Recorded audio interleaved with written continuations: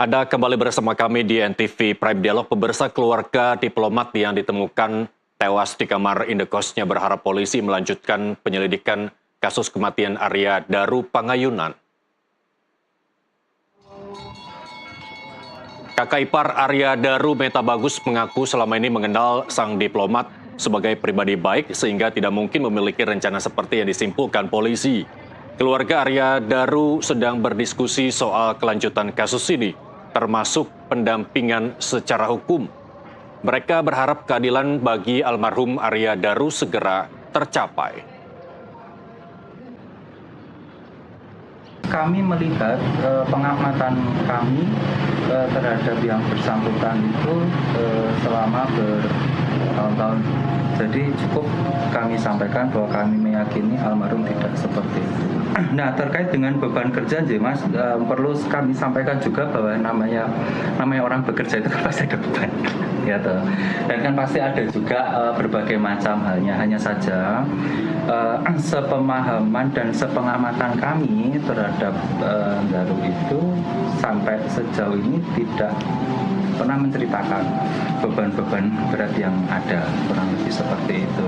Memang segala sesuatu itu didiskusikan, dikomunikasikan antara suami dan istri ini dengan cukup baik. Begitu, Mas. Tentang konsultasi ke yayasan pelayanan kesehatan mental itu bagaimana, Mas? Jadi, nah, napaya kita konsultasi ya mengenai berbagai macam hal terkait dengan materi apapun itu, saya rasa itu kan merupakan hal pribadi ya. Jadi kami tidak mengomentari ya. Mas, apa ada upaya dari pihak keluarga untuk cari kuasa hukum nanti, Mas, untuk kelanjutan? Saat ini opsi itu masih dibicarakan, Mas. Pemirsa, tak hanya keluarga, warganet juga merasa janggal dengan hasil penyelidikan kematian diplomat muda Arya Daru Pangayunan. Apakah kejanggalan warganet bisa membuat keinginan keluarga almarhum terwujud? Kita akan bahas bersama narasumber yang sudah terhubung melalui saluran Zoom. Pertama ada senior analis dari Drone Amprit, Yan Kurniawan, kemudian juga ada Komisioner Pemantauan dan Penyelidikan Komisi Nasional Hak Asasi Manusia, Saurlin Siagian. Pak Yan dan Pak Saurlin, terima kasih telah bergabung bersama kami di NTV Prime Dialog. Saya mau ke Pak Saurlin, sesuai dengan pernyataan dari keluarga ADP yang tidak menerima hasil dari penyelidikan yang dilakukan oleh pihak kepolisian. Apa kemudian yang diamati oleh Komnas HAM yang perlu atau yang bisa dilakukan oleh pihak keluarga, Pak Saurlin? Ya, pertama kita turut berduka cita ya yang sedalam-dalamnya kepada atas meninggalnya ADP, dan kita menyampaikan belasungkawa kepada keluarga dan juga kepada Kementerian Luar Negeri yang kehilangan seorang diplomatnya. Ya. Ya, concern Komnas HAM adalah untuk memastikan bagaimana kasus ini diselidiki dengan proper dan patut, dan juga kita memberikan atensi pada bagaimana kasus ini diberitakan dalam ruang publik oleh berbagai pihak, termasuk masyarakat itu sendiri. Kami sudah melakukan berbagai langkah-langkah pemantauan, meninjau lokasi, kemudian mewawancarai belasan orang, dan kemudian kita diberi kesempatan untuk membaca hasil dan kesimpulan RSCM dan juga Asosiasi Psikologi Forensik, termasuk kesimpulan Polda Metro Jaya. Ya. Dan selain tindakan yang kami lakukan, kami memiliki akses terhadap pekerjaan yang dilakukan oleh masing-masing pihak tadi, maka kami sudah mengeluarkan sikap resmi kami juga. Kami menyebutkan bahwa hingga kini belum ditemukan bukti yang menunjukkan adanya keterlibatan orang lain atau atas peristiwa meninggalnya ADP. Dan tetapi kita tetap mendorong jika ada bukti baru supaya tidak mengunci kasus ini jika ada bukti dan fakta baru. Baik, Pak Saurlin, ketika netizen menganggap bahwa kematian dari ADP ini janggal, kenapa pihak kepolisian tidak membuka secara lengkap pertama baik barang bukti ataupun hal-hal lain yang menjadi objek penelitian pihak kepolisian dalam proses penyelidikan agar persepsi masyarakat itu bisa dibuktikan secara jelas begitu? Iya, satu hari sebelum konferensi pers, banyak pihak berbicara secara internal dengan kepolisian termasuk Komnas HAM, dan kita menyampaikan konsen juga ya, pentingnya memastikan sebagaimana konvensi PBB juga ya, bagaimana hak atas martabat setelah kematian. Itu sebabnya kalau kita lihat memang Polda Metro Jaya sangat tertata ketika menyampaikan konversinya, tidak mengeluarkan kalimat atau kata yang sensasional, sebagaimana di banyak media sosial saat ini ya. Saya kira sudah tepat juga ya. Kita pertama perlu melakukan kepastian penghormatan terhadap jenazah ya, dan kemudian tentu hak-hak lainnya adalah perlu identifikasi yang layak sudah dilakukan, dan kemudian pemulangan atau penguburan sesuai agama dan budaya yang dianut, dan kemudian perlunya privasi dan larangan eksploitasi visual jenazah, dan juga yang terakhir adalah hak keluarga atas informasi dan keadilan. Ini yang kita utamakan, sehingga jika kita lihat memang polisi hanya menyampaikan sebagaimana bunyi KUHP ya, bahwa itu disebutkan tidak ada tindak pidana atau keterlibatan pihak lain dalam peristiwa itu. Baik, Pak Saurlin, untuk mengakomodir keinginan dari pihak keluarga untuk melanjutkan penyelidikan, kemudian apa yang menjadi rekomendasi dari Komnas HAM? Banyak pihak menyebut bahwa harus ada bukti baru agar kasus ini bisa kembali digulirkan di pihak kepolisian. Apa kemudian yang menjadi referensi Komnas HAM kepada pihak keluarga? Ya, kalau Komnas HAM sih berharap pihak PMJ, Polda Metro Jaya, berkomunikasi secara intens dengan pihak keluarga secara resmi untuk menyampaikan informasi yang secara gamblang dan lengkap, karena ada upaya mengedit komunikasi publik terkait dengan supaya kita menghargai yang meninggal dan juga keluarganya, dan mereka saat ini sangat berduka dan kita konsen dengan itu. Dan tetapi jika keluarga ingin membutuhkan informasi yang lebih lengkap terkait penyelidikan kepolisian, saya kira Polda Metro Jaya bisa komunikasi dengan keluarga.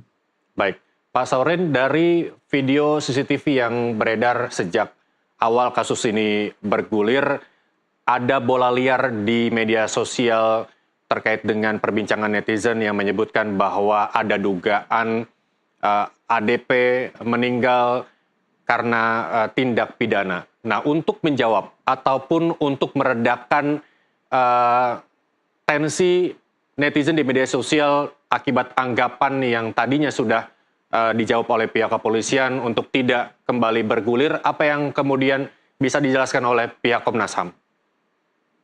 Ya, ini juga saya kira acara kita ini sekaligus edukasi kepada publik ya, kita agar menghormati hak atas martabat almarhum dan privasi keluarga dengan tidak menyebarluaskan informasi yang belum terverifikasi, serta menghindari penggunaan narasi atau bahasa yang spekulatif dan merendahkan.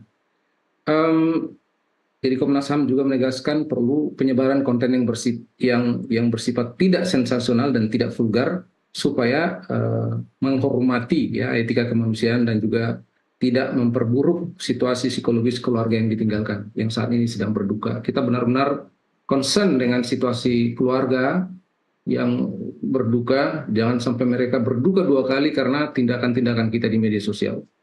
Baik, Pak Saurlin, saya tahan dulu, saya mau ke Pak Ian dari Drone Emprit terkait dengan apa kemudian yang diperbincangkan netizen di berbagai platform media sosial, utamanya pasca polisi dari Polda Metro Jaya ini melakukan rilis apa penyebab dari kematian ADP ini, Pak Ian? Ya, jadi tanggal 29 kemarin itu puncak pemberitaan maupun percakapan terkait isu ADP ini. Itu kenapa ada 3 hal. Ya. Pertama itu surprise, ya publik terkejut gitu. Ternyata hasilnya beda dengan apa yang dipersepsikan oleh publik. Terus kedua itu antisipasi gitu. Antisipasi dalam hal ini adalah publik itu banyak narasi itu jangan-jangan gitu. Ya, jangan-jangan gitu. Jadi lebih pada faktor kecurigaan publik. Kenapa hasil yang disampaikan di apa namanya rilisnya konferensi persnya Polda Jaya itu bertentangan dengan logika opininya mereka. Terus yang ketiga kesedihan gitu. Tiga hal ini yang membuat kurva percakapan di tanggal 29 itu naik tinggi. Ya, paling tinggi ya sejak awal kasus ini di tanggal 8 Juli pada saat beliau wafat begitu. Nah, terus yang kedua ini menarik sebetulnya bahwa sekali lagi kami ingin tegaskan seringkali memang logika hukum dengan logika opini itu berbeda begitu. Ya, logika hukum yang mengedepankan saksi bukti, fakta-fakta hukum itu seringkali dibantahkan oleh publik yang berdasarkan pada pertama itu keyakinan mereka dulu, terus yang kedua itu dari informasi-informasi yang tadi Pak Saulian Siagian bilang itu belum tentu benar. Ya. Cuma publik kemakan seperti itu. Memang harapannya ke depan itu pertama kalau bisa pihak kepolisian itu memperkuat terus komunikasi publiknya. Ya, kenapa ada hasil seperti itu gitu. Terus ditambah lagi juga bangun komunikasi dengan para stakeholder. Jadi gini, yang menarik itu yang berbeda narasi nggak cuma publik gitu, tapi juga elit juga berbeda. Contoh misalkan di Komisi 3 ya, Ketua Komisi 3 mengapresiasi hasil apa namanya kerja keras Polri, tapi belum tentu dengan anggotanya. Anggotanya bilang terus karena ini belum sesuai gitu. Terus juga para pakar kriminologi aja juga berbeda gitu. Ya, ada yang bilang ini bunuh diri, ada yang bilang ini dibunuh, kurang lebih seperti itu. Baik. Nah, berbagai hal ini tentunya juga mempengaruhi persepsi publik ya seperti itu. Nah, kedepannya hampir dipastikan ini tanda tanya publik ini akan terus muncul dan harapannya pihak-pihak yang selama ini menyelesaikan kasus ini tidak hanya menyelesaikan pada wilayah hukum aja. Baik. Gitu. Pak Ian, saya potong sejenak. Nanti kita akan bahas terkait dengan bagaimana persepsi netizen terkait dengan hasil yang dirilis oleh pihak kepolisian. Apa kemudian juga bagaimana masyarakat perlu percaya dari rilis yang disampaikan oleh pihak kepolisian. Saya mau kembali ke Pak Saurlin karena kabarnya Pak Saurlin ada kegiatan yang mendesak. Saya pengen tahu dulu bagaimana kemudian Komnas HAM memberikan pemahaman bahwa tidak semua pertanyaan-pertanyaan yang bergulir mulai dari keperluan ADP naik ke rooftop, terus kemudian kegiatan dan pertemuan dengan siapa itu tidak dikemukakan ke publik oleh pihak kepolisian. Bagaimana kemudian batas-batas pihak kepolisian ataupun batas-batas masyarakat yang perlu tahu dan kemudian hak-hak dari pihak keluarga yang mungkin meminta tidak semua data dibuka ke publik kepada pihak kepolisian. Pak Saurlin. Ya, negara dalam hal ini kepolisian wajib menjaga martabat ya jenazah serta tentu harus berkomunikasi yang layak dengan keluarganya nanti. Jadi kita berpikiran kepolisian memang menyampaikan informasi-informasi yang memastikan tidak menimbulkan menurunnya martabat jenazah dan keluarga yang ditinggalkan. Jadi koridornya di situ saja. Sepanjang polisi masih menyampaikan sesuatu yang sesuai dengan KUHP, saya kira itu baik-baik saja. Baik, kita harapkan juga kemudian keluarga dapat menerima dengan ikhlas apa yang dihasilkan dari penelitian pihak kepolisian. Pak Saurlin, terima kasih telah bergabung bersama kami. Kita bertemu di lain kesempatan. Selamat kembali menjalankan aktivitas.